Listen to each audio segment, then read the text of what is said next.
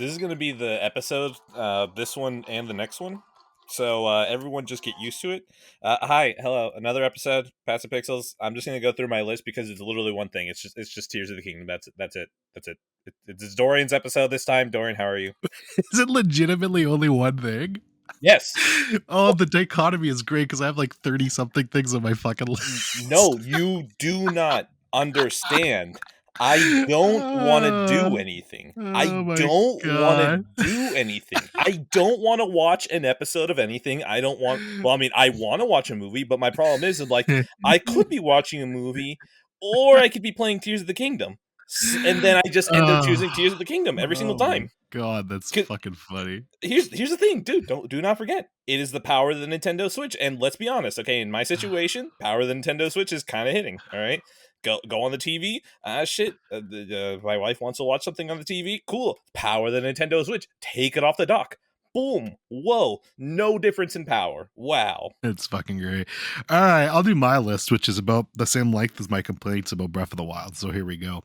We're starting with Cold Steel 3, Jet Set Radio, Hollow Knight, Steins Gate 0, Forspoken, Mafia 2, Call of Duty Infinite Warfare, Concrete Genie, Sonic Mania, Observer, The Lighthouse, Aftersun, Renfield, Air, Evil Dead Rise, The Pope's Exorcist, Cheveillier, Beau is Afraid, Silence, A Serious Man, Sisu, Edge of Tomorrow, Tallulah, The Two Popes, Friday the 13th, The Final Chapter, Halloween, Suspira, Child's Play, 2019, Zola, and The Harder They Fall.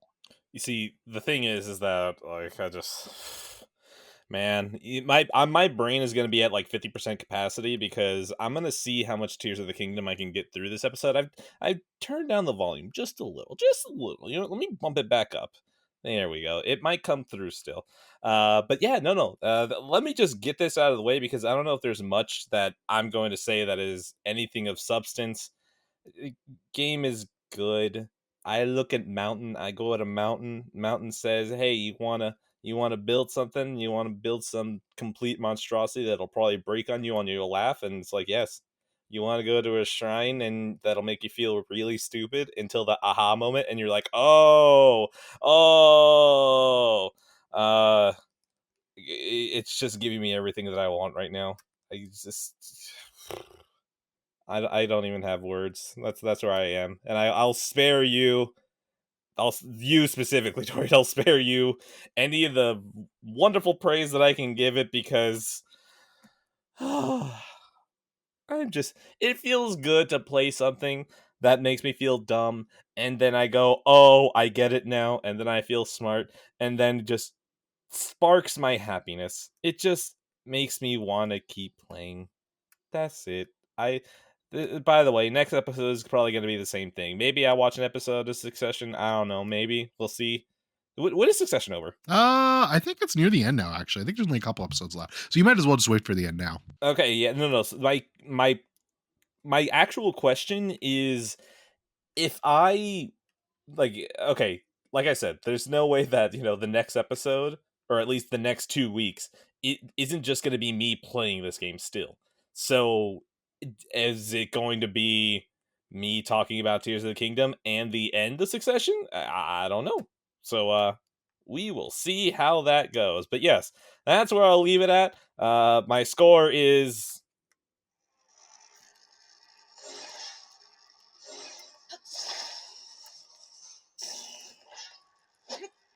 that's my score. That out of 10. 2 scores. One, my mother always taught me if I don't have anything nice to say, don't say it at all out of 10. Okay, that was a failed lesson, let's be honest. True. Very, very failed. She tried. God bless her heart. She tried, but very, very failed lesson.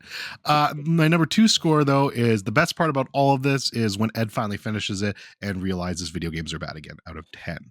I mean, you already know what's going to happen next, right? So, like, I'm making sure that it hits me like a fucking freight train. Oh, yeah, we're going on a movie binge after this, so I'm excited. Oh, no, I mean, it's The Last of Us 2. Oh, okay. Well, okay, then we're definitely going on fucking movie binge after that.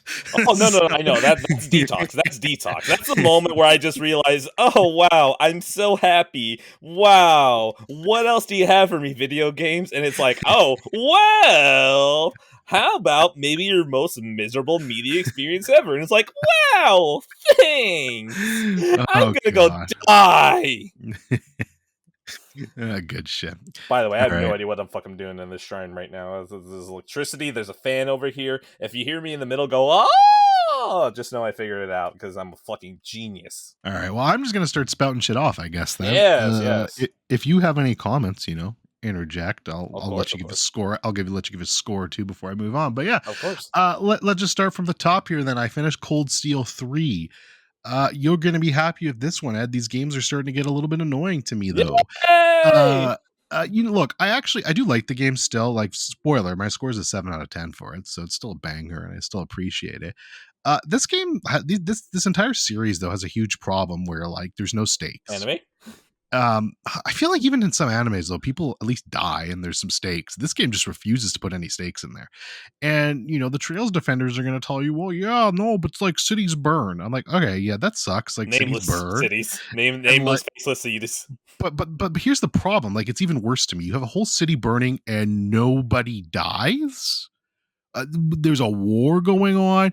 Buildings are crumbling in the streets, and not one fucking person dies. Answer me a question. How many named characters are there in Trails? I don't need Oh an my, exact number. Ed. No. I know that it's a huge number. I'm trying to prove a point. And I could combine every single topic I've talked about on this episode of some of my giant lists, and there would still be more names of characters and fucking Trails than that would list the entire fucking thing. And that's what's so annoying to me. Just kill one of them. One. Kill one. They won't even kill a fucking NPC, so you think they're gonna kill somebody with a fucking name? Anyways, the stuff I like in the game, I really do like still, but it's getting a little bit annoying, and I'm going to finish Cold Steel 4, and then there's like a little epilogue game, so I'm going to finish that, and then I will probably move on from the franchise. That's all I got on this one, 7 out of 10. I'm guessing you're bullet dodged out of 10 still, or we just... Oh, no. My score is, it's a the propeller has to fit on the thing. Oh my god, I'm an idiot. Oh, I'm a fucking idiot still. I put it on wrong. Oh god, it almost hurt me. Okay, that's my score. That's my score out of 10. I mean, that's too positive of a score, so I don't know what you're doing with that one. But yeah, fair enough. Trails has snuck by that. Mike, I don't even have anger in me for that one. It's like, right. Hey, Trails exists. That's okay. I'm allowed to be happy once in a while. Fair. If we want to piss you off, though, I'll talk about Hollow Knight next. And actually, it really shouldn't piss you off too much. That's the positive. It is the most bittersweet, just brain dead move I've heard out of you. That's the thing. It is like, wow, this could be a whole lot worse. But at least you respect it enough to be like, I love this. Not now. Yeah. No, it's really good actually. Like, so yeah, like it's actually not all negative. Hollow Knight's really cool. The aesthetics are absolutely incredible. The art style's gorgeous. The animation's great. The music's phenomenal. And the boss fights were just so great. Actually I was streaming it and doing the first couple of boss fights and getting them down on my first shot, although the second boss kind of tricked me with a secret phase that fucked me up, but I was able to come back and conquer by him. the way, congrats on all of that, because man, was that like a hard learning experience for me in Hollow Knight. Like that first boss, like the little knight guy, I was like, okay, 2D souls, I'm learning you right now. And eventually I got there, but still I was like, oh boy. So you picking that up, good job. I'm happy. I'm sad that I didn't get to actually see that live. Yeah, so I think at this point, something I've learned about myself is when it comes to challenging games, 2D I'm fine with, and I can usually get over any hump I need to in 2D games. Where I have a huge problem with Hollow Knight, and it's right now, I don't know if it'll persist in the future, I'll have to get back to it at some point because I do want to try it again, is just the massive scope of the 40-hour Metroidvania combined with Souls elements of every time I die, I got to go back and find these basically souls that I've dropped. I don't know what the fuck they're called in the game. But I got to Souls, whatever, who cares? Yeah, they're Souls.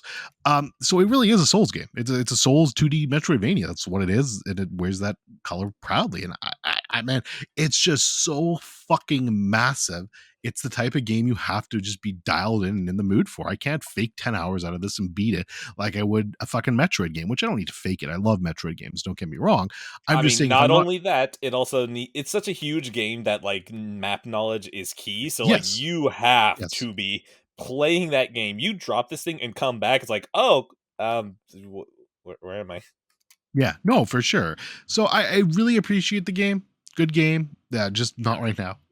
Unlike some other games that I have dropped that I'll probably never go back to. That one I do plan to go back to at some point. So Oh my that's fucking god! I created a flight tornado! Oh my god! Oh my god! What the fuck?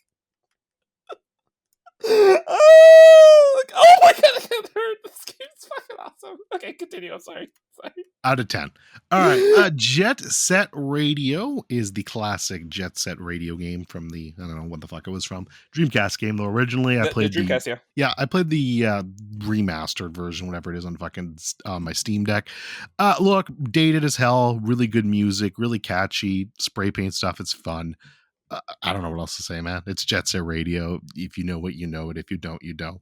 But it was a solid time. I played it because the boys at Backlog Brain Rot, which shout out to that podcast and shout out to a wonderful, good show, wonderful top 10 Zelda episode, which was very entertaining to listen to, starring our own Edwin Castillo from Passive Pixels fame.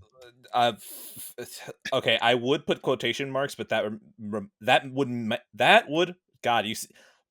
Okay, I want everyone to know this is how many stomach.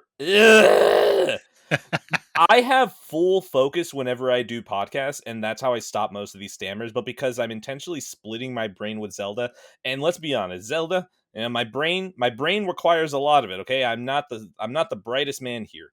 So Zelda is splitting up my brain power, so it is diverting things that I could be saying. As I was saying, that episode, you know, I think it could have been better. I think the rankings could have been a lot better if we just kicked everyone else out and I did it myself.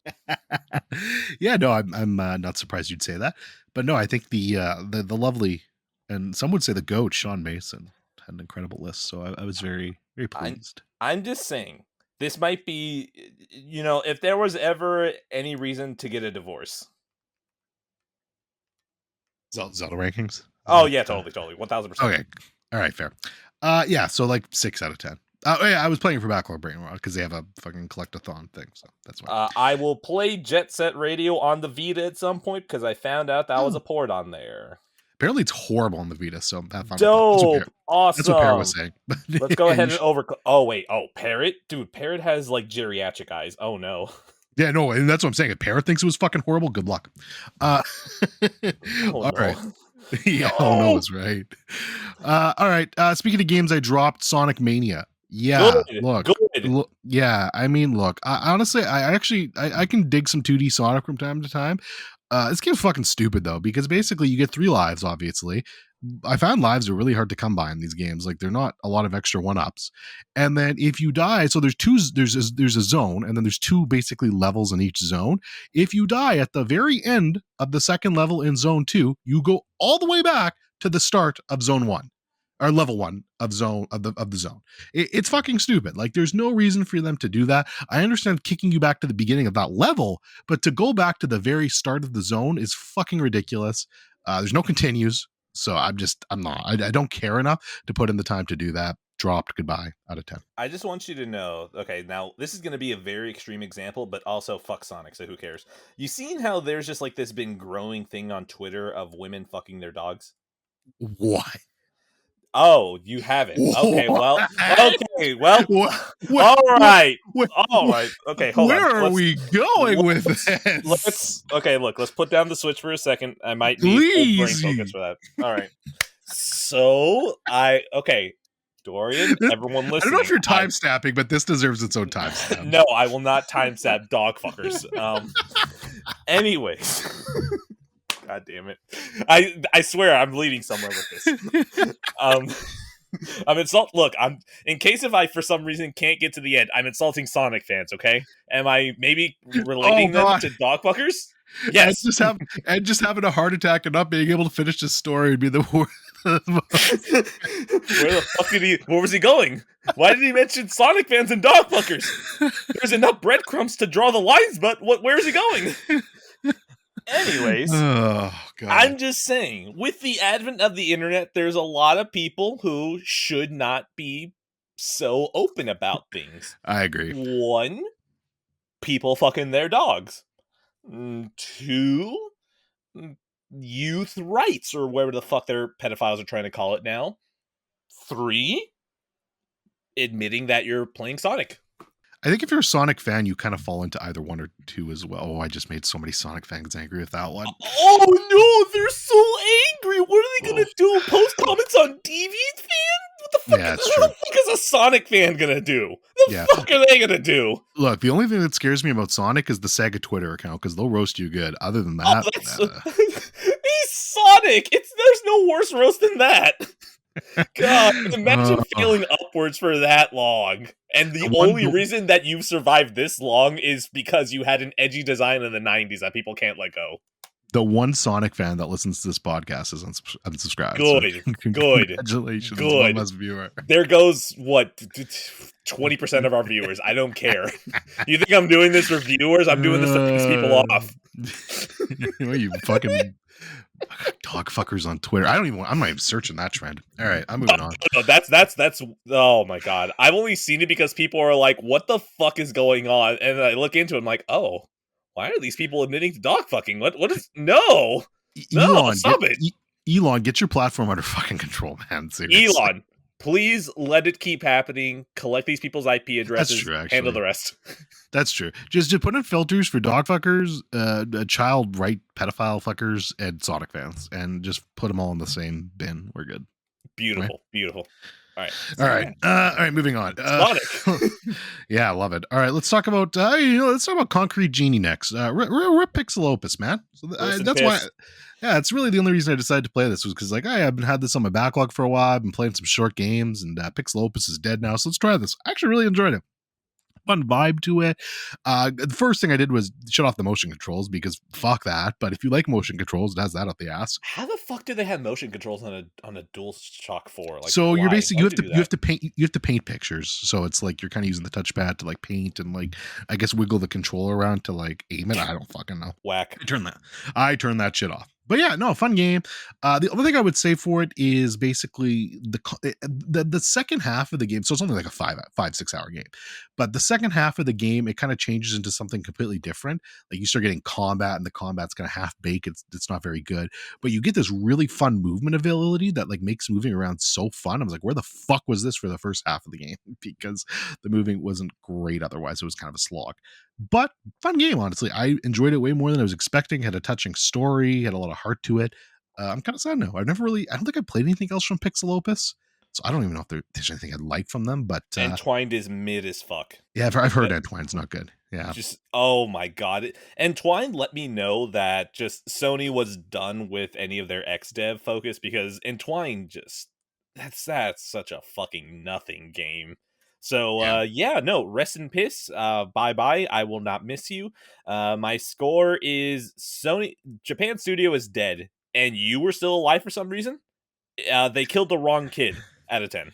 Well, I mean, fucking Media Molecule and Bend are still there, too. So they Okay, no. Bend, let's not even talk about Bend, okay? Like, I swear to God, they're just making up Siphon Filter games at this point. Like, I don't even think they're actually real games anymore. They're like, oh man, PlayStation Plus, we gotta do something. Just make up a Siphon Filter game. It's not like anyone's gonna play it anyways. You know what's gonna happen? So there's been rumors about that fucking Ben Men in Black game forever. And because Radic collects nothing but W's, it's probably going to be true. And they're going to fucking tie in fucking Siphon Filter at the very end of that game somehow. Oh, dude. It's going to fucking piss me off so much. No, imagine that it's basically the end of Iron Man 1 instead of Samuel Jackson, it's Deacon. Oh my, I'd fucking throw my PS5 out the window. It would make me very happy because it just lets me know, wow, you guys don't know what you're doing. Sony or Bend or all yes. of them? I guess all the yes. Anyone who lets that happen, what are you doing? Why do you have a job? No, that would be it for me. All right. I'm moving on from that horrible thought. Call of Duty Infinite Warfare. I played this thanks to Ed because Ed gave it to me. Ed found a copy through, what's it called? Mercari through like $5. So I was like, yeah, get it. I want to play a COD campaign. I haven't played one in a while. Do I remember anything about this story? Nope. No, not really. Hey, look, they're on Mars. Yeah, they're on Mars. Some cool set pieces. Jon Snow was there, and he still knows nothing. And yeah, it was about it. But hey, Shooty was good. It was fun. It was what I wanted in that time. It took me about I finished it in a day. It was like 7 hours, I think. It's what I wanted. If I could get more COD campaigns consistently for like $5 to $10, I would play them. So Yeah, it was fun. Yeah, no, that it's a decent little game. I was shocked that there were actual enjoyable characters in a Call of Duty game. Like Yeah, no. they haven't done that in a while. Well, it's funny too because I mean, whatever. Spoilers. Do you really fucking care about COD Infinite Warfare? Yeah, whatever, But man. it was funny near the end of it how just everyone started dying. Like they were literally just picking every character, and just fucking killing them off one at a time. It was like, okay, that's pretty funny. I like that. I mean, you know damn well that all of them are like, dude, it's a Call of Duty campaign. Like, there's who really wants this? Who really cares about continuity? Just fucking go for it. So they just started killing everyone and whatever. Like, and then I love at the end that they have like all these memories where it's like, hey, yeah, this guy left behind a kid and a wife, and it's like, oh, these are actual people. Huh. I actually kind of like some of these characters if I'm a little bit like, oh, you left people. Oh, Yeah, that's that a was. shame. I like that. How you're talking about the end of the credits, right? When you could like just go Yeah. through and click all the audios. Yeah, that was cool. It was actually a cool touch. I like that. But although it was funny because like there was at least 2 or 3 of them. I'm like, who are you again? Yes. So I was like, all right. But the ones that I remembered, I was like, oh yeah, that's sweet.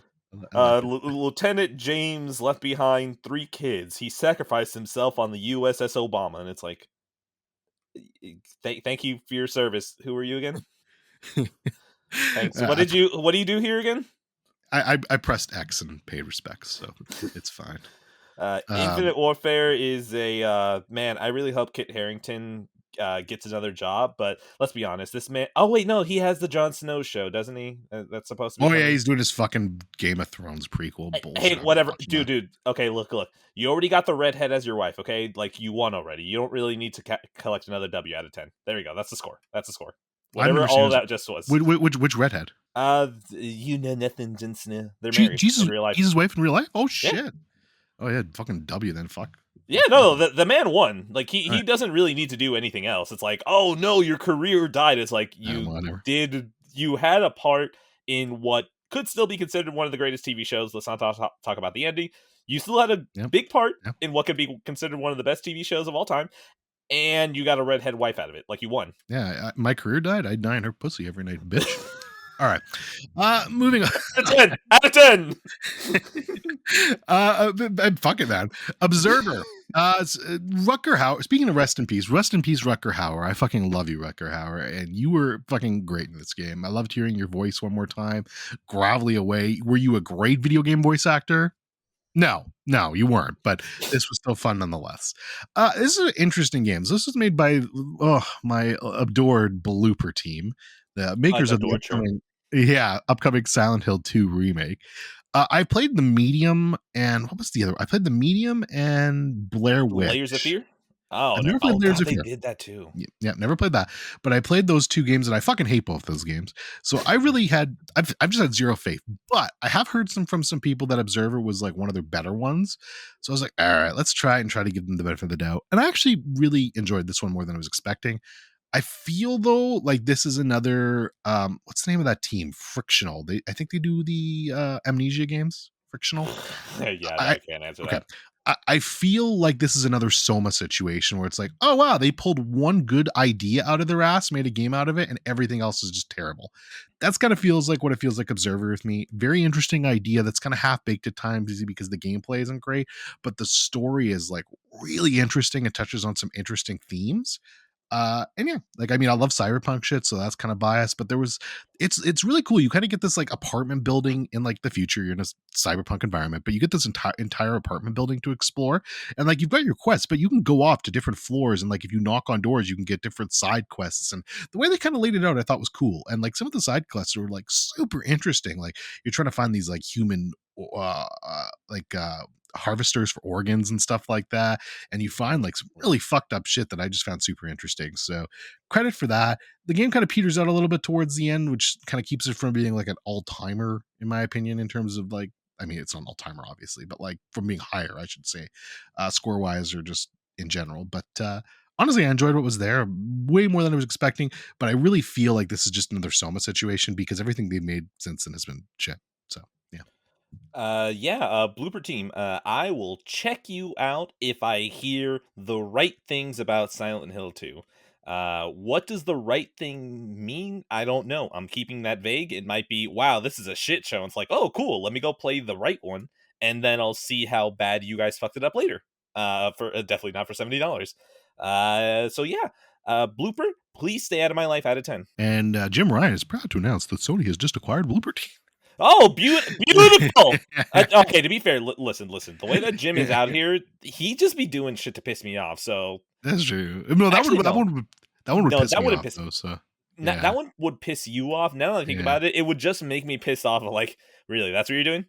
All the things you could be doing. That's the one you choose. Okay, sure, whatever. Japan studio, fucking dead in the cold in the fucking ground. All right, let's go ahead and buy Fire Sprite. Why? Who cares? Whatever. Fine. The scary thing is, but then Blooper just fits in with that, so I'm kind of scared now. Yeah, just literally. Oh, we've been on one date before. Sure, let's get fucking married. Let's go to Vegas right now. Oh yeah, it is. It's exclusive to the PS, or it's like timed exclusive or whatever. I forgot about that. Yeah, whatever. Which I don't care. I'm not playing that. Like, fucking play the original first. Okay, or just play the original in general. I mean, but you specifically. You should play the original first. Oh god, committing games to stream has definitely halted my progress in those. Pretty sure I could have finished Silent Hill 1, but I want to do that entirely on stream. But I'm an idiot, and when am I going to stream? That's true. You still got Bloodborne too, so yeah. All right. All right. So I got 3 games left. I'm going to save those for a bit later though, because whatever. Let's jump over to movies. Talk about Renfield. I'm just going to kind of bang through some ones I don't really care about as much. And Renfield, unfortunately, was very mid. It's a movie starring Nicolas Cage. What's that guy's name? Nicholas Hoult. Thank you, Nicholas Hoult. Too. I don't know, man. He's okay and stuff. I've never really loved him in anything. He's fine here, but he's so like the whole point of this movie is like, oh man, I get to see Nick Cage be Dracula and Hammy. Fantastic, sign me up. Nick Cage is in the movie for maybe 15 minutes. Look, it's man, like what? He needs that paycheck, okay? Like he had that good dollar to time ratio. Yeah, well, yeah, okay, now I get what you're saying, but like, fuck, man, like literally, like that's so frustrating because he's funny in this movie. Every time he's on the screen, I'm like, oh fuck, this is great. This is what I want, and then he's gone again. I'm like, well, like what the fuck are you guys doing? Honestly, like literally the movie felt like something I'd watch at ABC on 3 in the afternoon that was made for TV. So in other words, perfect for streaming services. Yeah, exactly. Honestly, I'm surprised it made it to theaters. It's like a 5 out of 10, and all 5 of that is Nick Cage. By the way, I want to bitch about this. You know what I fucking hate? I hate that Netflix has like they'll have previews of a show and then they'll have like 3 words describing it, and I just hate the fucking 3 words. Like I don't care what they are. It's like stupid. Coming of age, dramedy, heartfelt, and it's like shut the fuck up. Why can't you just let me read the description, see who directed it, see who'd act? No, don't fucking give me these little goddamn descriptors.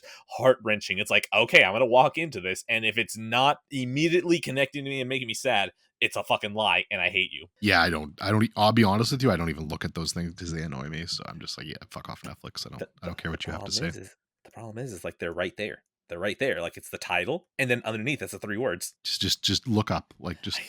No, that's not. No, that's the movie too. Don't look up. Witty. Oh yeah.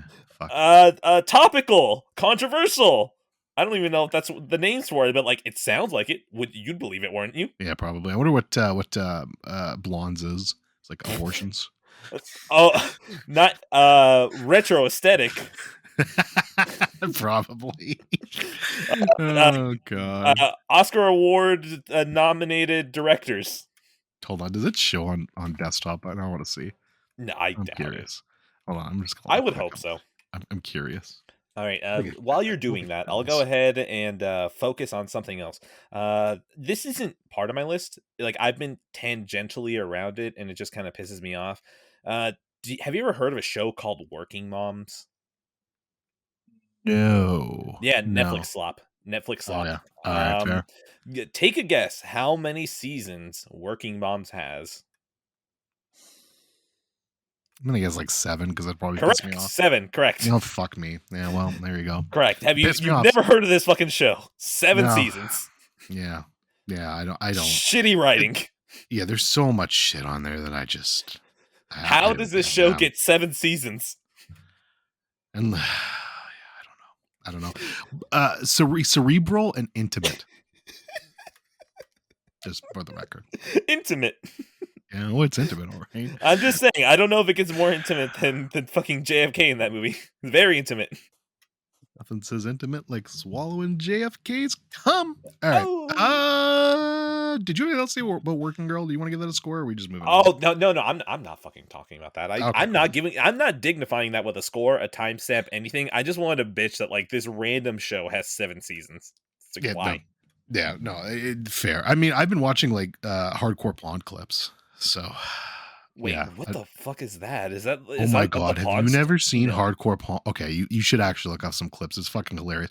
It's like take Pawn Stars, but make it Okay. obviously fake, and it's Oh! hardcore pawn. Like people, okay, like so somebody will walk in there and they'll be like, I got this diamond necklace, and I know what I got. Don't lowball me. I want $3,000. And then they'll look at it and be like, "No, this is fake. We're not giving you $3,000." She'll be like, "No, I know what I got. This is $3,000, and I'm not leaving till you give me $3,000." And then they just get into a huge fight, and then security kicks them out of the store, and just rinse and repeat. It's fucking hilarious. Okay, I thought for a second that where that was gonna lead to is that it would be something like, "I found this gem at the bottom of the Titanic. I know it's real, goddammit." And then be like, "Bro, I saw you buy this on the fucking vending machine outside. I will give you 5 cents. 5."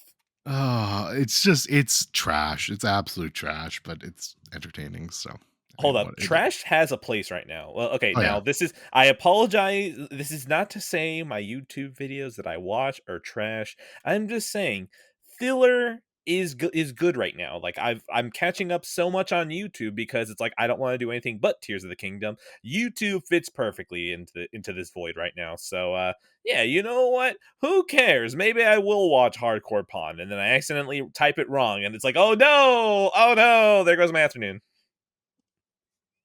giggity.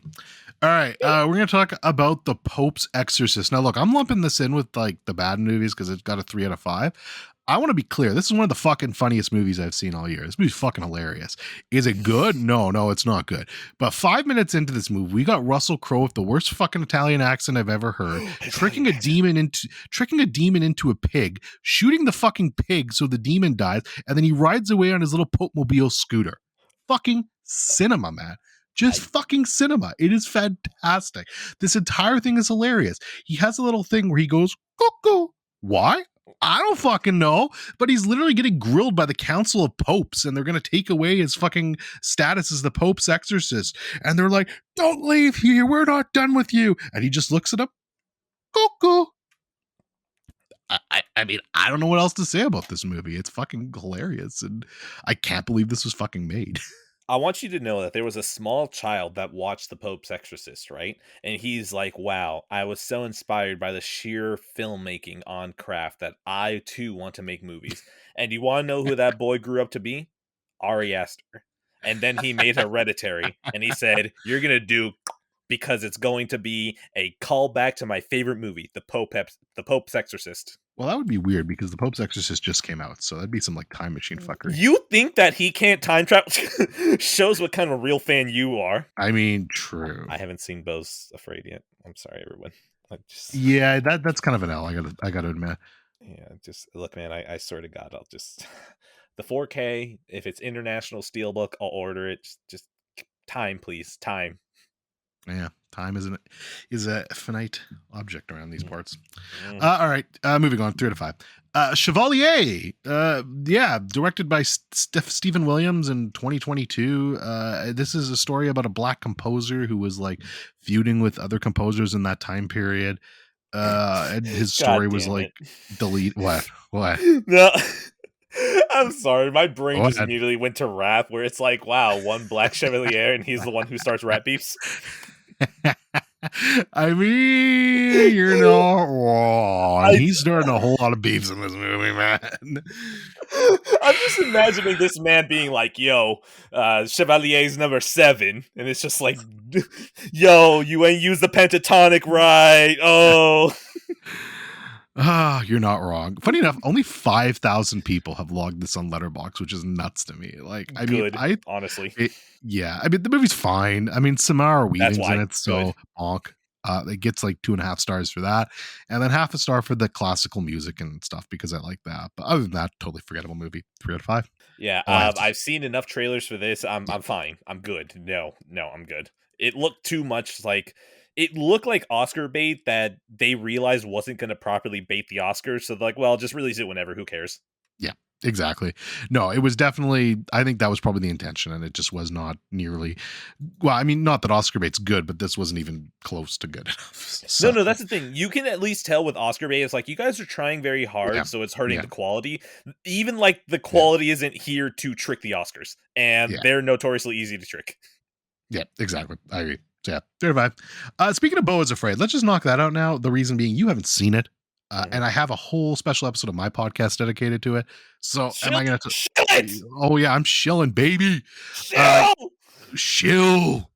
But yeah, so I'm not going to talk much about it. But hey, the Beau is Afraid is fantastic. It's tremendous. It's Ari Aster. It's everything I want from cinema in general. It's not my favorite Ari Aster movie. That's still going to go to Hereditary, but I do put it slightly ahead of Midsummer. But they're both 9 out of 10s. I fucking love both of them. But I don't know. I probably have to rewatch both of them at some point and decide again. Is it horror? No. So it's very different from what Ari Aster normally does. It's fucking bizarre. It's a fever trip. It's hilarious. It's you've never seen anything like Beau was Afraid. And you kind of hear that tagline sometimes. You're like, okay, but it really is true in this case. It is a movie that will stick with me for a long time. Check it out. Not in All right, theaters, though, because that thing bombed and you're probably not seeing it now. Addy, here's the thing. You're stupid, okay? I've watched Lord of the Rings in a synagogue before, okay? I've seen Beau is Afraid. Yeah, his Japanese, fucking Jewish. I mean, okay, Okay, hold on. hold on. Hold Japanese on. Lord of the Rings. I'm No, curious about that no, now. that would be sick, actually. I would watch the fuck out of that. Dude, just But samurais instead of knights? Yeah, let's go. yeah, samurai. Oh, Frodo, we must No, go to no, Mount Doom. no, okay. We're leaving that in. I was gonna try and stop you. Whatever. I Ah, already fuck, made the black Chevalier joke. we're talking about fucking dog fucking. We're insulting classical black composers. The Japanese aren't safe now too, baby.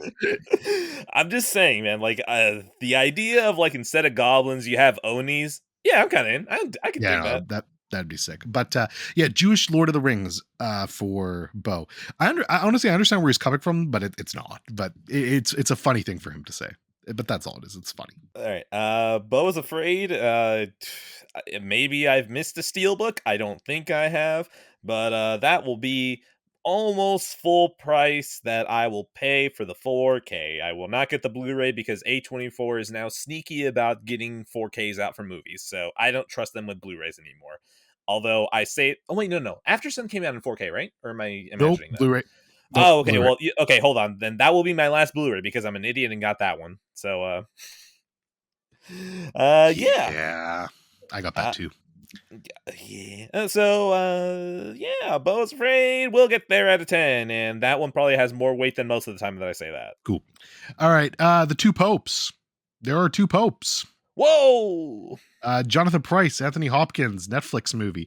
Really, this only reason this was on my watch list because honestly, I don't have a ton of interest in it. A, I heard it was well acted, but B, the fact that Jonathan Pryce got a Best Actor nomination for this when 2019 was so fucking crowded, I was like, all right, I got to see this because I'm curious because there's so many people that got snubbed for a nomination that year. Well, show me like what the fuck happened here. Not justified. He was good, but it's insane some of the people that were left out for this performance, in my opinion. But yeah, I mean, honestly, I'm not a big fan of this movie. It's just two old guys talking to each other and reminiscing about their times as popes and religion. And I'm like, yeah, nah. And I'll talk about another religious movie lately or later that like shows that it's not even a religious bias because I don't give three shits about religion. But if the movie's good, it's good. And this one's not it for me. So it's like a straight 5 out of 10. I didn't really enjoy it. All right. My score is the Netflix tag better say child abuse, or I'm not watching it out of 10. I mean, I could look right now, but no, we're not going to do that. Okay. If you have it up, pull up what the 3 words are for. All right. Well, okay. Well, now I'm fucking curious. Hold on. Here we go. You see, it's one of those things that you're like, it's a Oscar-nominated drama,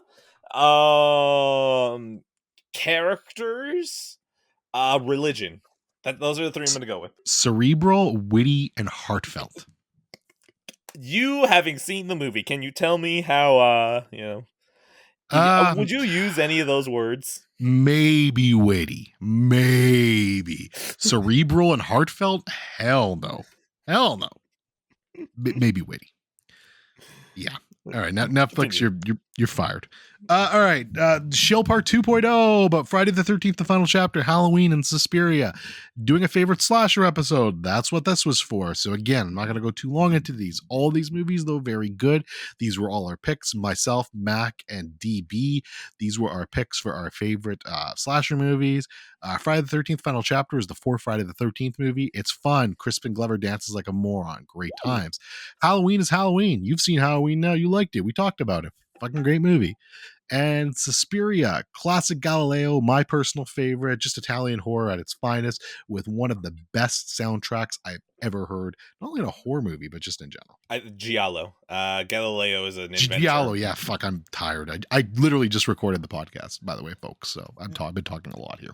It's okay. Galileo out of 10. Galileo, let me go. Nope. Oh, mamma mia. I watched Child's Play 2019. What a big mistake that was. Yeah, pretty mid.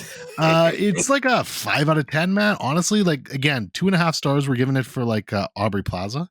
You beat me to it. I was about to ask what the Aubrey Plaza bump was. Yeah, that's basically the bump, man. This movie was not very good. Oh, although Mark Hamill was pretty fun in it too. He plays the voice of Chucky, which, I mean, he's fun too.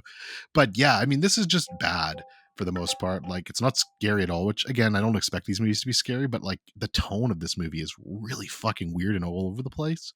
Oh, how much Joker was in his voice? Like a 7 out of 10. It was pretty Joker, I gotta say. Okay. But yeah, I mean, it was okay. I've seen worse, but it's a whole nothing burger. And from what I've heard, again, I haven't seen the original Child's Play, but I've heard that's a classic and pretty good. So it sounds disrespectful to that source material. I'll watch that at some point. Man, is there really anything I could say about Chucky? I'm pretty sure I've watched Bride of Chucky and Seed of Chucky, and that is really pretty much it. You've watched more than me. You've literally watched more than me. That's shocking. Okay, but here's the thing. Can you remember much about Child's Play 2019? No. Okay, well, shit, never mind. We might be on the same page then. Okay, I still have you beat. Fuck. I didn't. Cool. I guess I'm a bigger Chucky fan than you. God damn it. I didn't want this. Sorry, Parrot, you're bumped off the favorite Chucky episode. It'll be me, Ed, and DB now. Sorry. All right, he's just an expert. Best Chucky, the TV show, episode 3, season 2 specifically. I've heard it's actually pretty good, the TV show. I don't want to hear that, okay? I don't want to hear that. I just want to hear that, oh, that isn't even real. I made it up. That's what I want to hear. Oh, no, the Chucky TV show is very real. Okay. So anyways, yeah, 5 out of 10. Now look, we're going to play another game here because this next movie is called The Harder They Fall, and this is also a Netflix movie. So, Ed, what are we thinking for this one? Okay, give me at least a brief synopsis. Okay. Hold on, let me do that for you. So, The Harder They Fall. Okay, you know what? Okay, no, I'm going to come up with one. Let me guess this. Wait, hold on. Okay, let me guess the summary as well.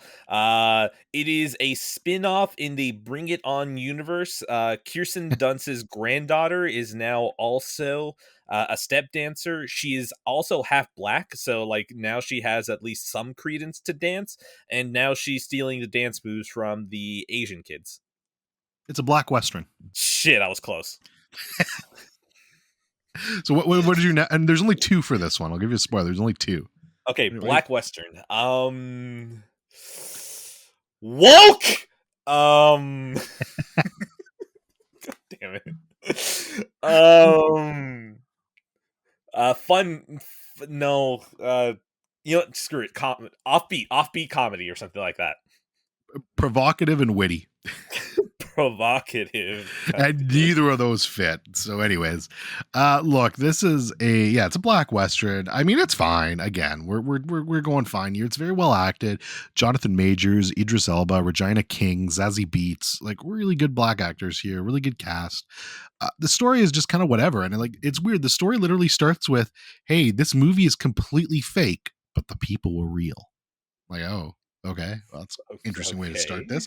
And then you're trying to make it like this historical thing that actually happened, but like it didn't. It did. It literally didn't. Oh my god! Imagine if Abraham Lincoln Vampire Hunter started that way. No, that'd be badass. This didn't happen, but the people were real, and you're like, God damn, man! I always knew Lincoln's son was a vampire. Oh man, that'd be great. That'd be so good. All right. Anyways, that's really all I have to say. It's like a 6 out of 10. It's fine. All right. God, these fucking Netflix tags are the worst out of 10. Yeah, true. All right. Let's talk about Air now. This was Ooh, the Ben Affleck classic, starring Ben Affleck and Matt Damon and already a Viola Davis classic. and Jason Bateman. I mean, Ben Affleck, every time Ben Affleck directs a movie, it's kind of a banger. Besides Live by Night, we don't talk about that one. Wait, But have you actually watched that, or is that just the no, general no, consensus? I've just heard it's mid, but I've never actually seen it. So Okay, what I the will try it at some point. whoa? What the fuck? What? What happened? What did you find out Have right now? you ever looked at Ben Affleck's filmography on Letterboxd? Okay. He, Is it he dir- including writing credits or something, or what? no, he directed a movie in 1993, and I quote, "I killed my lesbian wife, hung her on a meat hook, and now I have a 3-picture deal at Disney."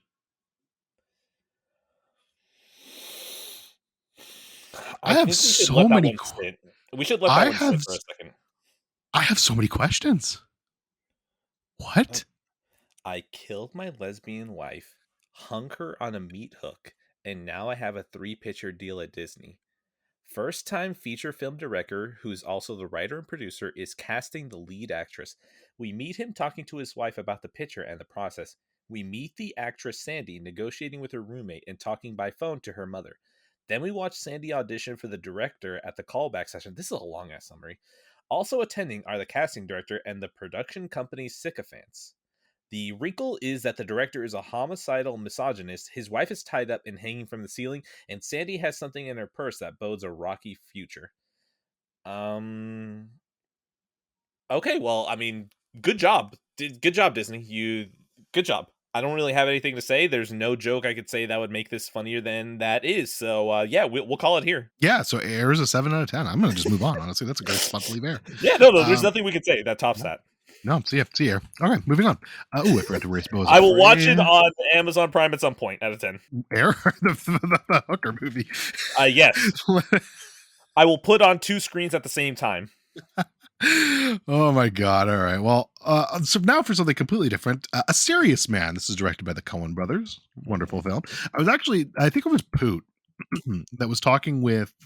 Fuck, I forget who. It might have been Sam in in somebody's Discord. Fuck, I'm getting all these things mixed up. Anyways, he was talking with Sam. If you just say Discord, it's like, okay, somewhere it happened. Yeah, somewhere in the Splinterverse, where they're like, "Hey, if you like Beau, you should check out this." So I was like, "Oh fuck, I like Beau, so let's check it out." And yeah, movie's pretty funny, man. It's about a guy who's just kind of like fucking schlubbing through life, and shit starts going downhill real fast. It's got that Coen Brothers humor to it. I mean, it's just a fucking good time. I think what I've learned with the Coen Brothers, besides No Country, is I don't really love like fucking this is one of the best movies of all time for me. Any of their other movies, they're just good. They're always entertaining to me. They're fun. I have a good time. I kind of know what I'm getting with the Coens, and I appreciate that. Besides, like I said, No Country, which is just a fucking stone cold classic. But yeah, everything else just really good time, and this is no exception. Good stuff. Yeah, Cohen's, I swear to God, I will watch you at some point. I'm gonna go ahead and go in a completely different direction because we're talking about the Coens now. This is just something I didn't know. Did you know that the Coens and Sam Raimi are boys? Oh no, I didn't know that. That doesn't Yeah, surprise me, to be honest. Though they have like they both got kind of weird senses of humor with shit, so that does not surprise me yeah. at all. I don't remember what movie it was, but there was one of their early on movies that had the name escapes me, but the main actor from the Shawshank Redemption in it. Tim Morgan Freeman. Robbins? Oh, No, no, Tim Roth. No. Tim Or Roth no, is Tim Robbins. No, it is Tim Robbins. You're right. No, Tim Robbins. okay. All right, so Tim Robbins, right? He's the main actor in that movie. I'm only giving details because I swear to God, I'm just not going to remember the name of it. But there was a YouTuber that I watched because, again, I'm going through my YouTube backlog and stuff. There was a video that he made about him breaking down what his favorite Sam Raimi scene is. Like, you can just look at the scene and be like, oh, yeah, that's Sam Raimi. His favorite Sam Raimi scene was in a Coen's movie. And it was in that movie, and he broke down the scene of what makes it so Sam Raimi, and I was just like, hey, that's really good. I want to watch that movie, but also zero chance I do that. So Was that yeah, was sorry? Was that? Did you say that was like on like a special feature or a YouTube video or what was that? Did you see no, that? no, Sorry. no. Patrick H. Willems. He's one of the YouTubers that I just very much enjoy. This man is very good at just making film related videos. Oh, if you remember, send me that link when you're done. I'd like to see Yeah, it. of course, of course. But yeah, he basically was making a video of what is his favorite Sam Raimi like segment. Like if you had to show someone what Sam Raimi's all about, he chose a Coen's Brothers movie that had Sam Raimi as like second unit director or something like that. And it's like this is so Sam Raimi, even though he's second unit here, that it's like this is still totally his scene in a Coen Brothers movie. Cool. I gotta check that out. That's interesting, and I can definitely see that. Like, I mean, like I've said, when Sam Raimi does so much horror, obviously, but if you took the horror out of it, like that, I would definitely see just Coen Brothers. If he just went pure comedy, just stripped everything away from horror, that would be the closest style to him. So doesn't surprise me one bit. I think it's completely wordless too. Like it's just completely visual, so like it even works more into Raimi's like Raimi's using every single tool that he has of Sam Raimiisms to get the story across. It's like, yeah, this is great. Yeah, no, for sure, and I definitely see that. So I think you would actually like A Serious Man Oh no, if you no, watch it at some point Cohen's. for I sure. haven't met a Cohen I don't like, so Yeah. just again, it's one of those things that's just always off into the distance. I would have to start from the beginning, which means that's way more daunting than let me just pick up another movie. Honestly, I think the next movie that I'll watch is Nobody. I don't know why. That just feels like it's not that much of an investment, and I could use not John Wick. So it's like, yeah, sure, why not? I had to like think for a few seconds, like nobody. That sounds really fucking familiar. But yeah, Bob Odenkirk. When you said the not John Wick, I was like, okay, there we go. Mhm, Good movie. You'll like it. mhm. It's fun. All right, So continue. speaking of not John Wick, let's transition perfectly into Sisu, the Finnish Oh, movie. Yes, directed by I actually don't know who because I closed that page. That was stupid of me. Directed by oh Jesus, Jalomri Helander. Fuck it, I don't know. Anyways, Finnish director of some sorts, I'm sure.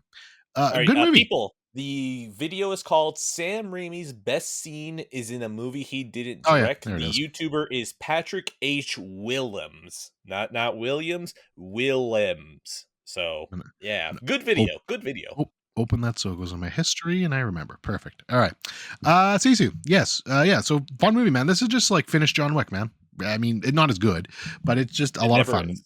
No, obviously, but just super violent guy. Basically, man, Nazis are trying to steal my gold. Fuck you. I'm gonna kill all of you now. And I mean, Hooray! that's it. It says what it is on the tin. It's good. The main actor here, Jorma Tomilia, he plays the guy who's basically going on this rampage. It's fun, man. He doesn't speak fucking two words in the movie, just fucking murders everyone. And I mean, I had fun. What else? What else could you ask for? So it's good stuff. Uh, I will watch this at some point because now that John Wick is like done for a while, uh, I may need another hit at some point. So yeah, finish John Wick. Well, uh, sometimes you need to kill Nazis. Sometimes you need to kill people who stole your daughter's bracelet. Sometimes they kill your dog. You know, all you need is just a reason to kill people, and I can relate to that. So yeah, I will watch you at some point out of 10. Perfect. It's like a 7 out of 10. Speaking of killing people and Sam Raimi and all this garbage, Evil Dead Rise. This is Yeah. the new chapter in the Evil Dead franchise, directed by Lee Cronin, that just came out a month ago, starring Lily Sullivan, Alyssa Sutherland. Yeah, hey man, good movie, really good. It kind of sorry, I had to clear my throat here. It's okay. It's I've been really muting myself a lot. yeah, no, I need more water. I've been doing a lot of talking, Jesus. But anyways, this is a good movie. What I think it's not what I've come to accept and learn is that none of these are going to ever be as good as the Raimi movies, and Duh. that's fine. That obviously, duh, that's fine. We're good with that now. Let's move on from that because these are still better than 99.9% of horror franchise sequels out there. Which low bar, really fucking low bar, Yeah. but yeah, they're good movies. They're fun. They work. They're enjoyable. Fuck it. Let's just counter W's and take a win here because that's exactly what I'm going to do. And Evil Dead for me is still, besides maybe Scream, the most consistent horror franchise I've seen. Just good movies all across the board, nothing offending and nothing terrible. So, yeah. I feel like I should watch this. I feel like I'm properly prepared to watch it. I just feel like I should watch the remake for. Well, I mean, is it considered a remake? What do we call an Evil Dead 2013? Reimagining. Okay, cool. All right. Yeah, yeah, that feels like a better word. I feel like I should rewatch the reimagining now that I have context of actual Evil Dead. So, Yeah, this one gets pushed off behind a little bit before I get to it. So, yeah, sorry, Evil Dead Rise. You're looking like a 2020, no, not even 2020s, 2035 out of 10. Yeah, I will say this is my least favorite Evil Dead movie, so I'd rank it below the 2013 one. Again, it's close between those two, but I would just put it a little bit lower personally. I feel like it takes a little bit too long to get cooking. Once it does, though, it cooks. Mm-hmm. Continue. All right, moving on. What's next here? Actually, don't know what's next. Let's do. Well, let's talk a little bit about some. No, actually, let's do Tallulah. Tallulah next. I have no idea what this is. Well, this is from the director of Coda. Speaking of Oscar bait, the Oscar-winning movie. This is her first movie she directed, Sian Heder, and it stars Elliot Page, Allison Janney, Tammy Blanchard. Okay, since we're Basically, being really offensive, I'm not oh even gonna boy, dance around it. Is it here we Elliot go. Page or is it Ellen Page? Like already post transition or? This was pre their transition. Okay, got it. Look, man, whatever. I could have danced around it and been very kind. This episode has already been really offensive. There's no point in me even trying right now. No, fair enough. Fair enough. I'll take this one off being offensive because I've done enough. Look, this movie. I actually really like this movie. I thought it was pretty good. Fantastic, maybe not, but and I actually like Coda more. But I thought it was pretty good. Basically, Elliot Page plays someone who's they end up He, babysitting. What? you said she. I meant to say they, so Oh, I'm trying here. oh, look, I don't. Because Shit, I think I'm yeah, I think correcting to be even. Is it more offensive? Less offensive? Ah, yeah, I think it's they them. we're trying. But yeah, they basically they're having a tough time. Their boyfriend has kind of just fucking ditched them, and now they wander into a hotel room to steal some money. A kid's there, and they decide to take the kid and I don't know, just kidnap it. It's kind of weird. Like looking back on it, Kidnap the it. story's like this is kind of crazy. This story and a little bit silly. Like there's so many points in this movie where everything could have been fixed if just give the fucking kid back. Give the fucking kid back. But they just Too decide easy. not to. Yeah, they just decide not to do that. But I don't know. It was entertaining. I like the message enough, and yeah, man, I don't know. I think I like this director a lot. Cian Heder now between this and Coda, just vibe with their style. I don't know. Yeah, Solid movie. highly dependent on how much I enjoy Coda out of 10. Oh yeah, you're not gonna like Coda, so that's gonna be a no go. However, before we move on fully, this is another Netflix exclusive film. So what are we thinking for this one, Ed? You Okay, three. give me the name and the summary. Tallulah. While searching for her ex-boyfriend, a young drifter. Oh man, you're fucking doing it too, Netflix. While searching for their ex-boyfriend, a young drifter impulsively kidnaps a baby from a neglectful mother and pretends the child is their own. Okay, family, uh, dramatic, uh, characters. Intimate, dark, and emotional. I hate them so much. Even I don't know what's worse. If I got them right, would I hate them more, or is it the fact that I don't even know, man? Yeah, just yes. All right. It's like a 7 out of 10. All right, let's talk about some Tom Cruise kino now. Edge of Tomorrow, which won a Yes. poll and pissed off Mac because I still didn't get to watch Little Women, but eventually, one day, we'll get there. It's okay. Women just getting shafted. Like, actually, no. I can leave the sentence there. That's actually good. We can leave it there. Perfect. Women getting shafted. Yeah. So yeah, Tom Cruise plays like a dude who like keeps repeating the same day over and over. It's Groundhog but war. So I mean, how the fuck are you not gonna have fun with that? It's literally Like a Groundhog, but video like game, man. yeah, but like war and action, and like Tom Cruise is there and Emily Blunt's there. So I had a good time with this. It was super fun. It was exactly what I was expecting, exactly what it said on the tin. I mean, it's probably a smidge too long. Could have tightened it up a little bit, but other than that, good shit. I enjoyed it. Edge of Tomorrow. That's a fun movie, man. That was definitely one of the ones that had me started going, huh, okay, maybe I am an idiot for not liking Tom Cruise. And then, that was what, like Oh step yeah, I 2 forgot or that was 3 a for me. phase in your life.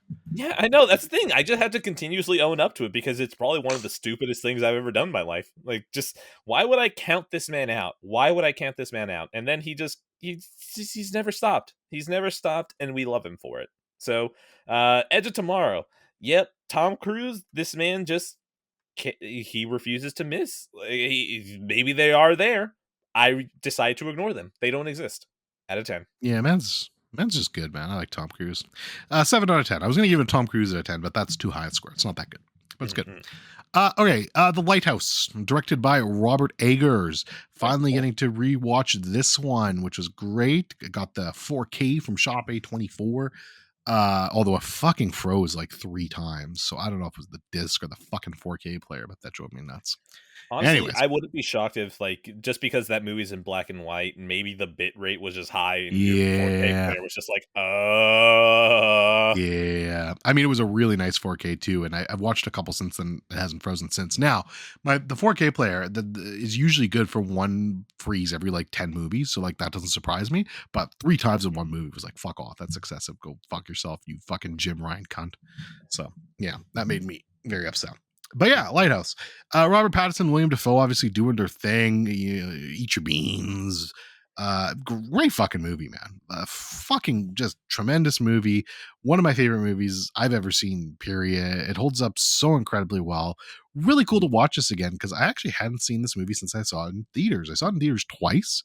Managed to get to see this one in theaters, which is a really cool experience. But yeah, getting to rewatch this for the first time then since basically 2019 was fucking awesome.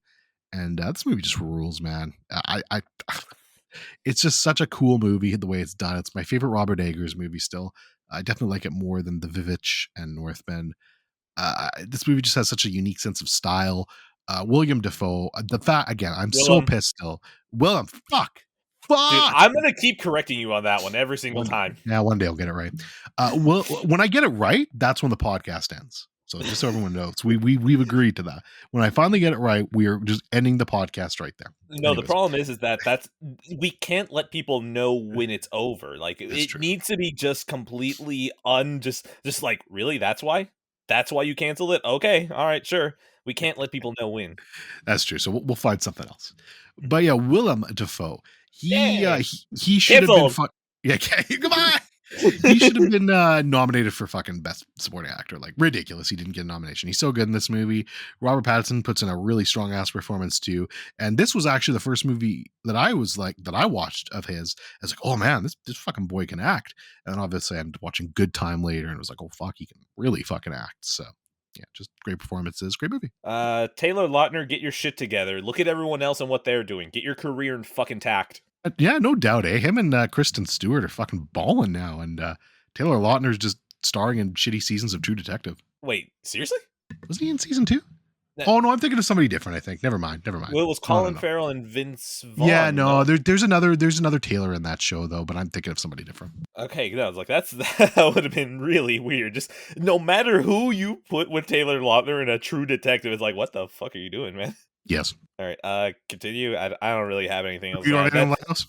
Lighthouse is a good movie. I just feel like I am slightly filtered by it because I love it a lot less than the rest of you, and I still prefer the Vivitch over it. I didn't know you'd seen the Vivitch. That's interesting. Yeah. You're not usually I mean you're weird with horror. I guess you like A24 horror. Like, I just enjoy my very subdued horror. If it's just boo gotcha, it's like I don't really care. Do you have you seen, I mean, you don't watch trailers, but have you happened to come across the Talk to Me trailer?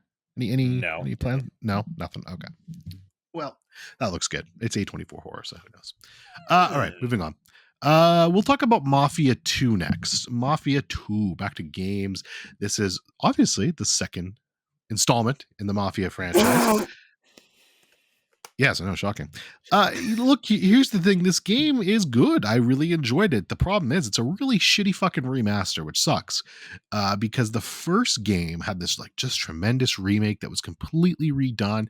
It looks night and day different. The game's good, like it's fun, but it's clearly dated in the gameplay and some of the presentation elements. It's like, okay, yeah, you could tell this game was made like forever ago.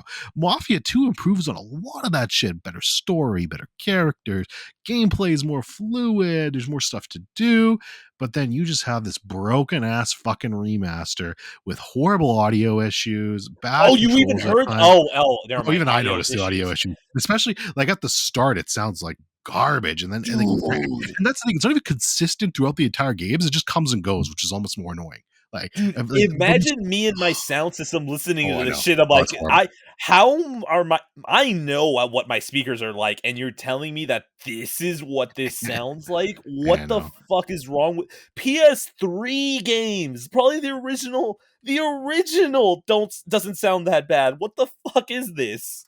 Yeah, it sounded really bad. And like I said, it's funny because it comes and goes. Like there are times where it would like sound like pretty good, and then fucking like five times, or like 5 minutes later, it's like it's like what the fuck, man? Come on, guys. But yeah, I mean, game's great though. Like the actual story, like it's everything else, fan fucking tastic game. It's just shitty it didn't get a better remaster. So that Uh, sucks, but that's 2K for you, I guess. I went through the trouble of creating a Malaysian account for the PSN to get this game for free, I and forgot about that. Yeah. yeah, to boot this game and hear sound issues like that. Like I know I've got a little bit of audiotism in me. I know, but still like even I had to put myself beside. I was like, "Okay, is it really that bad that I don't want to continue?" And hearing you saying that it was bad for even you and you don't think you really have the ear for it, that lets me know no, it's a fucking travesty. So God, maybe if you try again 2K, sure. But in this condition, I'm good, and that's even for free out of 10. Yeah. Yeah, no, it sounds like shit. Fix that. Still need out of 10 though, because I really like the fucking game, but Oh no, Jesus no, Christ. I understand. I understand. I fix cannot blame fix you for that. fix the fucking remaster. Jesus Christ. It's sad.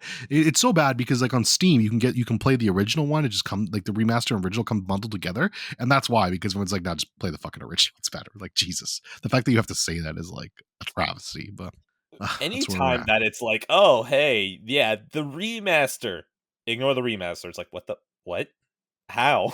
What do you mean? Why? Yeah, I mean, and like there are times like the Bioshock remaster, for instance. I think people are being overly That's tism. critical of that. Yeah, that's tism because it's not bad. Like there are some issues with it, but no, I'd rather play that than the original. But Although, yeah, also in that same camp, Demon Souls and oh Arkham, the two Arkham games. yeah, I'm yeah, yeah. blanking. Asylum and City. Arkham, There we go. Asylum and Origins, or no, Origins. Fuck City. No, no, Origins trapped, trapped. Yes, trapped, very trapped. Mm. Which is too bad. Uh, I want to play that. Actually, I can play it in Steam Deck though. So I have it on the PS3, and with me and my lofty goals, right? yeah, you'll never get to that. Well, if I ever want another hit at Batman, it's there. Fair enough. All right. Anything else? We're good. Moving on. Yeah, I No, got nothing. cool. I only have 5 things left. This is gonna be like the shortest episode in Hooray! history. Yay! All right, all right. Aftersun. Let's talk a little bit about Aftersun, man, because I What know a you fun. like this Ugh. movie a lot. Yeah. Rewatch the Blu-ray. This movie's fucking good, man. This movie's fucking good, and like, it's. I'll put it to you this way: it frustrates. Okay, this is gonna sound negative, and I really don't mean it. It frustrates me that I don't love it even more. I still think it's fucking great. It's one of my favorite Actually, movies no, of that's a 20. compliment. That's a Yeah, I compliment. know. Like it frustrates me that I don't love it even more than I do because I can tell You the recognize the quality. quality, and Yeah, yes, man. Like no, it's dude, so that's me fucking in the good. Lighthouse. I think that's me in Yeah. the All Lighthouse. right. Yeah, fair. So we're just trading A24 movies here then. Because yeah, this movie is fucking great. Like it's so good. The fact that this is Charlotte Wells' first feature film, the fact that Paul Mescal comes out here and like I know we've had this conversation before, even on here, that that you would like him to win Best Actor, and I was fine with Brendan. But the fact we take Brendan out of it because I'll dispute that. But everyone else, he basically hangs dong on everyone else. Is like, no, fuck you. I had like maybe the best performance of the year. Like, Yep. it's fucking incredibly impressive. And the fact that I can't stand 99.9% of child actors, but Frankie Corio is somehow perfect. Like she's so fucking good. Like I don't Yeah. like child actors, but she's so good in this movie. So this movie's tremendous in my opinion. It's sitting right now at 117th on the Letterbox top 250, and I think that's impressive that it's stuck around that long. And it shows you just how. I mean, it's a lot of indie fucking prestige farts on there too, but like usually what happens when a movie comes out, it's really high up and then it drops after time. But this one's just stuck around there. Like people fucking love this movie, and I think rightfully so. It's incredibly impressive for a debut. It does some things I've never seen in a movie before, and it somehow puts in the best rendition of Under Pressure I've ever seen in a movie, which it's been used a Yes. couple of times, and it's a great fucking song. So I mean, yeah, this movie just fucking great. And shout out to the packaging with this one for A24. Like you get the cool little postcards in there, and I mean, it's just fucking awesome. So this is a movie that slowly festered in me where once I finished watching it, I was like, okay, yeah, no, that was good. I don't think I fully get it yet, but only with time now setting in did I realize, oh, okay, yeah, no, this movie is fucking awesome. Um, I love the subtlety of it. That's what I love. I love that it's all basically in between the lines.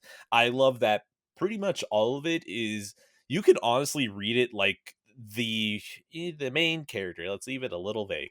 The main character looking back and the way that they frame it, the camera. I mean, the actual literal camera in the movie, not the actual like camera that are using the film.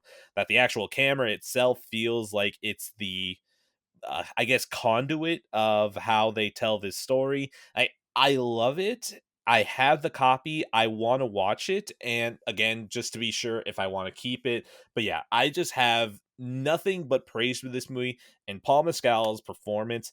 I just really love the quietness. Like I love how it's just this very understated performance, and it's all about reading into it. And I just kind of dig shit like that. Yeah, it's tough to like. I'd like to say more about it, but then you're venturing into spoiler territory, so I Mhm. won't. But eh, when you watch the movie and realize where it goes and sees the ending, and you kind of watch it again and look back on his performance, you're like, oh, like shit. Yeah. Yeah, and that's all I'll say. But it's incredibly well done. Just a classic, and I'm glad I got the Blu-ray for this. I mean, I wish it was 4K, but it's such a good movie. Definitely, I mean, I'd be shocked. I think it will end up on your shelf, but I never make shelf predictions with you anymore. But I think that one will end up there, especially after a second watch. So we'll see. hmm Yeah, continue. I got nothing. All right, 4 out of 5, great movie. Zola. This one's fun. God, meaning to watch this one. Yeah, I'd be surprised if you don't have a fun time with this one, man. So this is directed by Giancarlo Bravo, starring Taylor Page and Riley Keough.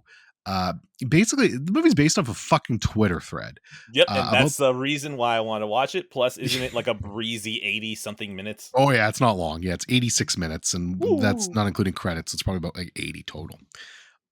It's like, I mean, it's just, yeah, it's based off a Twitter thread about this stripper, or not, she's not even a stripper, but I mean, depends on who you're believing. Anyways, she just tells about how this time where she basically goes on this trip and becomes a stripper, and all this crazy shit starts to happen, which I won't spoil. But and things just get nuts. Fucking, I didn't realize this, but what's his name from Succession? Greg is in this and basically just Oh. plays a whiter version of Greg, which is Is that phenomenal. possible? Oh, it's possible, and it's this fucking movie. It Is is he wearing just tremendous. mayo on his face? Like, how does he Well, get whiter? okay, I shouldn't say what. Okay, he's trying to be like what do you call that when you're trying to be black but you're white with Oh, the hair? uh, Um, oh God. Okay, I need to enunciate it. oh yeah. Wigga, Yeah, say it, say it properly because we're wigga. yeah, hard W. Yes, Yeah, he's basically trying to be that. So he's RW. actually not a whiter version, but for some reason in my head, I always think those are the most whitest people imaginable because like, no, bro, you're fucking fake. You're so white. But yeah, that's basically him in this movie, and it's fucking hilarious. My review for this on Letterboxd, I think, is very accurate, and I'm going to read it right now. Mhm. Pit myself. It's like Euphoria, but without the complete and utter regret of watching it after. Look, I understand people who like Euphoria. That's fine. I could not get into the fucking teenage drama bullshit. But It's this is okay, man. very It's all about the irony and some pretty cinematography. That's all yeah, we need, baby. and you get that sort of thing. Like it feels very cinematography similar to Euphoria. It feels like that same kind of vibe with it. Like these people that are just kind of being really trashy. So you get that, but just adults. I appreciate that more. And yeah, man, I don't know. This movie's just a fun time. It's breezy. Definitely bump it up your list when you get a chance, Ed, because I think you'll, especially because of the length, you don't have to fucking bullshit around for too long. I'd be surprised if you don't like this one. It's super fun. Yeah, no, I will try it. I think it was actually one of the things that pushed me to get Paramount Plus because I know that it was on Showtime. And then look at me, still haven't watched it. That streaming service is for you, baby. Out of 10. Fair. Yeah, I want to, when I get in more of a movie mood, if I do this year, I really want to give another chance to all the Mission Impossible movies and rewatch the ones I haven't, rewatch them all, and watch the ones I haven't seen. And they're all on Paramount Plus, but it's only a 7-day free trial. So I'm like, all right, I got to time this right. I mean, But that's 7 movies, including the one that's coming out in theaters, so that's more than enough time. yeah, I can do it. Just have to do a movie a day for a week. But I Mhm. mean, I did it for a whole year. Yeah, What's a week, exactly, right? exactly. But yeah, so that Zola 4 to 5, good movie. All right, time for the showstopper, baby. Yeah, we're putting it here, not at the end, but it's time for a showstopper. The Addy token returns with Sure, Forspoken, okay. baby. Let's fucking I go. I love that you've gone and retroactively changed what the Addy token meant. Like, it's like no longer was it a mark of quality, it's just if you would like it or not. Well, no, hold on. No, I think this is a quality game though, and I will argue why right now. Yeah, it's a great game. Look, all right. Look, let's be real for a second. All right. The Addy token was supposed to be for great games. Anything I would consider great would be considered like an 8 out of 10 or higher. This unfortunately did not hit this mark. So you were correct. It is not quite quality of the Addy token. But people were still way too hard on this game. It's a fun ass game. All right. It's a fun ass game. Is it worth $90 Canadian? No. No, it's probably not. It's probably not. But it's a fun game. Look, everyone talking about dialogue being cringy. Bro, you're cringy. Shut the fuck up. All right. She's just living her best life, Fran, man. Alright, Life is Strange fan. Look, Phrase is going around. She's got a tough life. Man, like the judge is like, you get your act together, girl. And she's like, all right, I'll do it. Bet. I hate that you make it sound like she's, oh my god, I'm blanking on her name. Sister Act. It's, yeah, the judge is basically Whoopi Goldberg. Yeah, thank you, Whoopi Goldberg. It's Whoopi Goldberg and Sister Act. Girl, you need to get your act together. Mm-hmm. By the way, take a shot for every race or every offensive thing we've done this episode. Jesus Christ. We'll be pretty We are drunk not by the end of liable this for one. people that are dead. Yeah, no doubt. Just go back though. Just down them all right now to catch up. God, Anyways, sorry everyone. yeah, no doubt.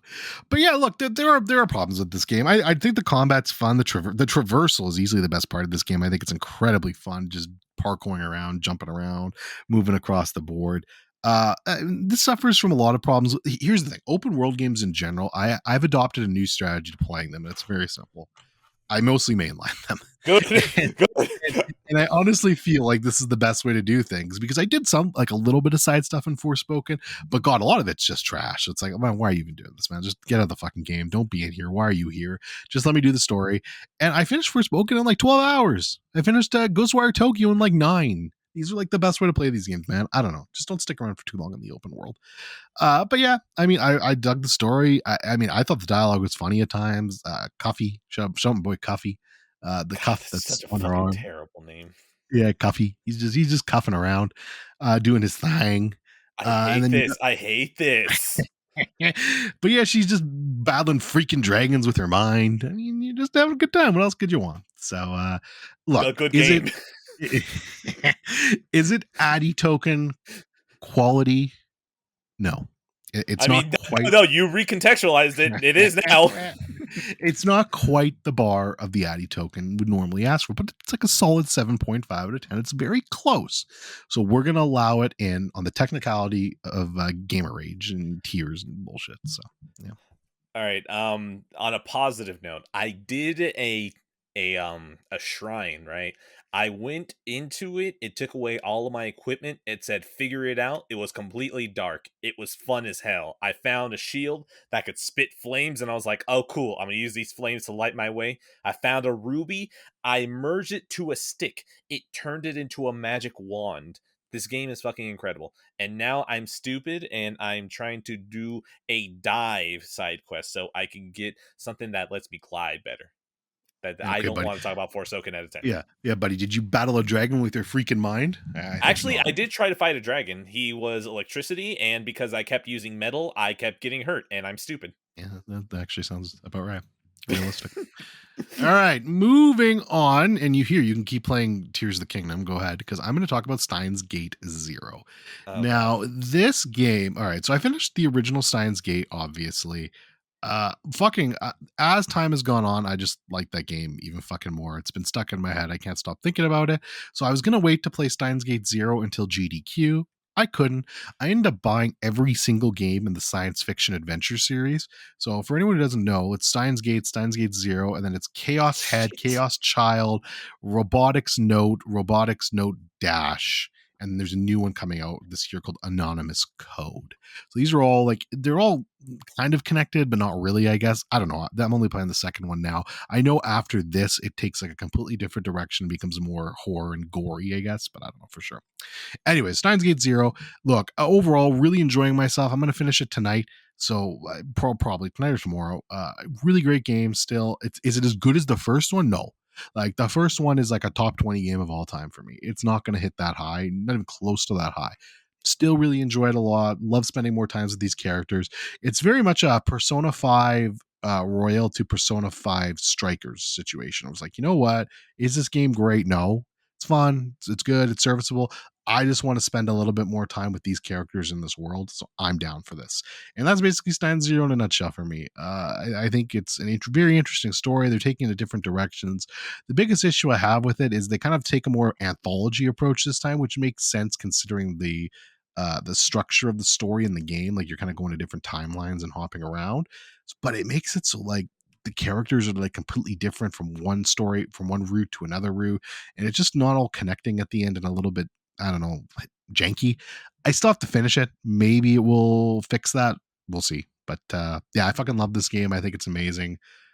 This series, I should say, not this game specifically, but still having a great time with it. And yeah, excited to get this one finished. I'm probably gonna move right into Chaos Head after that, but I also do want to play Mirror's Edge, so we might buff for that in between. We'll see. All right, so I just realized that I don't know if anyone's told you yet. Has anyone told you that there's actually a character in Tears of the Kingdom named Addison? Oh no, really? Yeah, no, he really is. He's actually Uh, very prevalent. The does he best bitch part about the is, weapons breaking all the time? no, but he does bitch about Link fixing stuff. So you know how like there's just random things going on in the world and stuff. This man, what he's doing is that he's a political shill. Um, I'm not even joking. He actually is like he's setting up signs for someone who's running for president or something, and so you have to use like the building and the physics to keep his signs from falling. And the signs, they're very varied, and so yeah, no, it's just very funny that considering any of us that are playing this game and that know you, just knowing that there's a character named Addison that you're always going to see. He has a purple hair. He honestly looks like a Oh, my dickhead. favorite So color like, too. yeah, no, exactly. That's like this is why it's just really funny seeing this. And his hair makes it look like a dickhead. So like it's perfect. It's perfect. Ah, lordy me, lordy me, lordy me. I don't even know where to start with that. You know what? But We won't even start with that. How about that? yeah, no, that's fine. That's fine. It's just I'm shocked. I'm pretty sure all of us have been trying to be respectful. The fact that we are all having our happiness and we're not trying to rub it in your face. It just feels like one of us should have told you at this point. Yeah, no, it's been I don't know. I mean, other than my Discord, I think I've been most respectful. I've been taking little pot shots, but Oh no, I nothing mean the terrible. rest of us. The rest of us Nothing have nothing not been terrible. like, "Hey, Oh yeah, no, Eddie, no. No, no. how are you doing about the game?" No, yeah, no. It's been mostly respectful both ways. I do want to die, but that's evergreen, so Yeah, of I'm course. not going to say it. That's nothing to do with Tears of the Kingdom. That's just the regular, you know. Yeah, That's that's just the just regular movie. that's I, it's everyone else. It's the release date of Tears of the Kingdom. For you, it's Tuesday. it's another one of those things that I would actually like when that game gets put into GDQ. Oh, It's you weird, are but going to go fucking insane for this. Like I oh, know like that I you love like Breath of watching. the Wild speedruns. Like Yeah, this so I is actually really dig you're the gonna just speedrun watch this story. and be like, "What the fuck?" Yeah, Like this, no, you are going to be like, "This isn't Zelda, but what the fuck?" I've been mostly staying away from stuff. In fact, every time I like get recommended a video on it on something, I like click not interested, so I stop seeing more Tears of the Kingdom bullshit. But, I did watch. I think it was Brandon posted a video recently. I forget which server he did. Just of his like shitty boat he made, so that made me laugh. Oh, dude. In Tears of the Kingdom, but yeah, like I mean, there looks like there's some. I mean, it fucking looks like Banjo Kazooie nuts and bolts was got to sit on. So what the fuck do I know? But Look, I mean, a- look, there's all I know Creed. is that you will enjoy watching this, but if Yes, you were to play it, yes. you would Oh, smash your Switch in oh, half. yes, no, I'm glad we agree on that. But yeah, no, for sure, it would be an enjoyable speedrun watch. All right. I'm going to finish off this episode with Silence. Oh my Directed in god. 2016 by Martin Scorsese, starring Andrew Garfield, Adam Driver, Liam Neeson. This movie fucking rocks, man. Like, holy shit, this movie's fucking great. Yeah, so this was Mac's pick for me in the clown Clown to clown Mac Moose exchange. exchange. Well, I was gonna call myself a clown, but sure. Clown Moose exchange. The Hong Kong exchange. Yeah, Hong Kong exchange. There you go. This was his pick for me. What I fucking forget what I picked for him. Oh yeah, I picked another Haneke movie and he fucking hated it. Oh my god. I'm Was such that a like an dick. actual choice? Like why Oh, would you do that? I love the movie. He's been hit and miss on Haneke, so I wanted to see what he thought Oh, about it. But okay. I thought Mac was like completely out, just like me. no, he really liked Amour. So and which anyone would like Amour, even you would like fucking Amour, but you won't watch it. Anyways, look, Silence. This movie, I don't give three shits about religious stuff. I don't care. In fact, not only do I not care, but it's actively kind of annoying for me to get like preached it to in a movie or like movie just being nothing about religion. It's an I active generally don't turn like off. that shit. Yeah, it's a turn off. Like I'm like, yeah, I'm not into this. This movie though is fucking incredible. And I mean, I shouldn't be surprised. It's Martin Scorsese. Why am I shocked? But you like Andrew Garfield is perfect in this fucking movie. You want to talk about like you like Andrew Garfield, you think he's got a bunch of great performances. I agree with you. I mean, this is his peak performance, man. This is fucking incredible. He's so fucking good here. I don't know if he got nominated for an Oscar, but if he I didn't, don't what think a so. fucking what a joke. What a joke. He is so good in this movie. Adam Driver's really good in the supporting role, not in it as much, but very good supporting role here too. And he's a great actor. But this is clearly Andrew Garfield's show, and he just fucking runs with it and just tells an amazing story basically. And I don't know how much of this is true. I didn't even want to look into it. I don't care. But basically telling the story about how back in the way back in like the I don't know what year it is, but basically Isn't it Catholicism. 1800s or something like that? Sure, that sounds right. Catholicism is banned in Japan, and if you're found trying to preach it, they basically just fucking murder you. And so it's about like Andrew Garfield trying to go to Japan to find his mentor who got caught, basically trying to teach That sounds like a fucking Catholicism. dope setup. Oh my It's god. so good, Ed. It's so fucking good. You have no idea. The setup's great, and it's a long movie. It's like it's nearly 3 hours long. There's a lot to it, a lot of meat on the bone. I It does swear to take, God, if it wasn't for life circumstances, that would not be a turnoff. Just yeah, no, oh my god, dude, I no, love settling in yeah, for no, long movies. I know you don't get filtered by long movies. It just God, sucks I because fucking love obviously, it. yeah. Like I see it as Oh, a I know, I do bonus. I'm too. like, oh, dude, if Same. I get to judge you harsher if this is bad. Yeah, no, same. I really like longer movies, and when a nearly 3 hour movie can keep me engaged the entire time, it's impressive. And this movie did. So yeah, like just, I mean, where did I put it? Like, let me double check because I put it really high on my Scorsese rankings, which shocked some people. Let me find it here quickly. Martin Scorsese ranked. Yeah, I literally put it third. I literally God put this movie damn. fucking third. So it's Goodfellas, it's Casino, and then it's Silence. I put it ahead of the. Oh shit, the I put fucking it ahead. mob back to back. Yeah, Oh man. I put it ahead of Wolf. I put it ahead of Raging Bull. I put it ahead of Taxi Driver. I put it ahead of The Departed. So this movie to me is just pitch perfect. I just have so much love for Goodfellas and Casino. I can't go that far with it, but it's right behind those movies, and it does. Like I can't believe this movie doesn't get more respect. Like it feels like this movie does not get nearly as much respect as some of the other, not only Martin Scorsese movies in general, but just movies. Like Mac has talked about this movie a lot, and he fucking loves this movie, but I don't hear a lot of other people talking about it, and that's wild to me because this is so fucking good. I don't know, man, and I think again I'm the harshest critic on this because religious stuff not for me, not for me, and I talked about that earlier. But like with the two popes, but this is just an incredible story, incredible tale, great acting, just typical Martin Scorsese direction. Apparently, he only got to make this movie because he was making studio movies. So I don't know what did he make around 2010. That would have Shutter been. Island. Oh yeah, there you go. Fucking, I like Shutter Island, but he literally made Shutter Island so he could make this. So I mean, shout out to that man because that's awesome. The fact that he got to make this kind of movie and do what he wanted to do. I mean, that's sick. And I This is fucking gonna love it. retroactively make me think Shutter Island wasn't so bad because at least it led to this.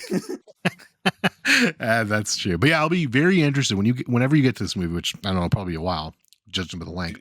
Dude, But I've whenever you been get wanting to watch this for so oh, I long. mean, Like, you're an Andrew Garfield simp too, so you're gonna yes, no, fucking exactly. be Oh, rolling in dude, with this one. what is it? This movie came out 2016? Yeah, 2016. Yeah, no. I think it actually hit streaming on Hulu very quickly, and ever since it hit Hulu, I've wanted to watch it. I've just, been terrible.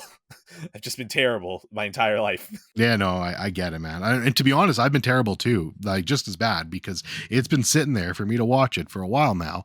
The last couple of Scorsese movies are actually like that, but I took Mac fucking being like, no, watch this for me to watch it. But that's fucking great. And really, I've got After Hours left, which I'm waiting for the Criterion for. I'm gonna blind buy that. What a And I great think album. yeah. And I think other than that, like I don't have much. Like, what do I have left after that for Scorsese? Hugo, I need to see. Oh yeah. At the Age of Innocence, The Last Temptation of Christ. That's really it. Like It does that. make me That's sad. I kind of want to watch Hugo because I want to watch Hugo in 3D because I know Scorsese specifically was fucking around with 3D in that one. And the idea, okay, the trinity of Scorsese fucking around in 3D for a kids movie. Like, yeah, what even is that? What even is yeah, that? So yeah. like I would want to watch it as intended as possible. Starring Sasha Baron Cohen, no less, too. So you get And not in a comedy role, at least I assume. yeah. I mean, I'm sure he's got Like some a responsible quirks, but adult. yeah, yeah.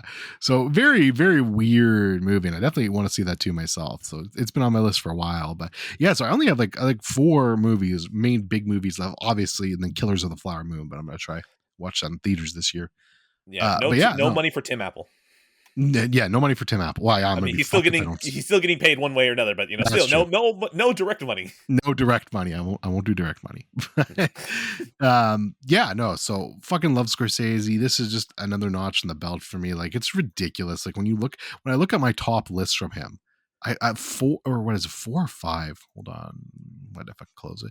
Literally the top 4 movies, all of them I gave a 5 out of 5 to. Like that's insane, man. It's insane. And then Raging Bull, Taxi Driver, The Departed, and King of the Comedy are all 9 out of 10s for me. Like, it's just stupid. Gangs of New York is a great fucking movie, and that's 11th for me. 11th. I mean, I don't know, man. The guy's just incredible.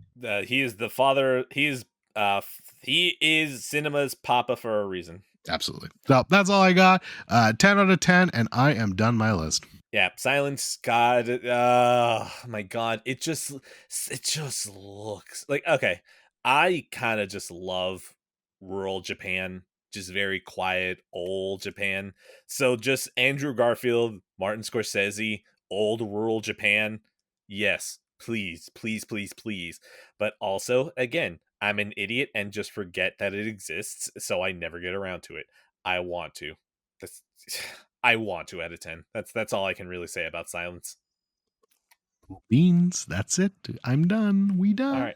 Perfect. Currently I am still doing this sky trial. I'm really sucking at this. I've been doing this for like the last 20 minutes or so. I'm getting there, and then I will get a sky suit, and I will be even better at fucking falling. I'm gonna be fucking Buzz Lightyear with the amount of style that I'm falling with. To infinity and beyond. Yeah, that's it. That's good. End card. Hey, look at you. You got to the end of the episode. From episode 0 to the day that I finally get lazy and cancel the show, a big thank you to Joey Rawlings for providing the perfect name for the show. Be sure to always give him thanks, either out loud as you're listening to this, or you can just send him a thank you tweet at boogeyman117 _ That's boogeyman117, IE instead of Y, double O. Be sure that it's an underscore, not a dash, 117.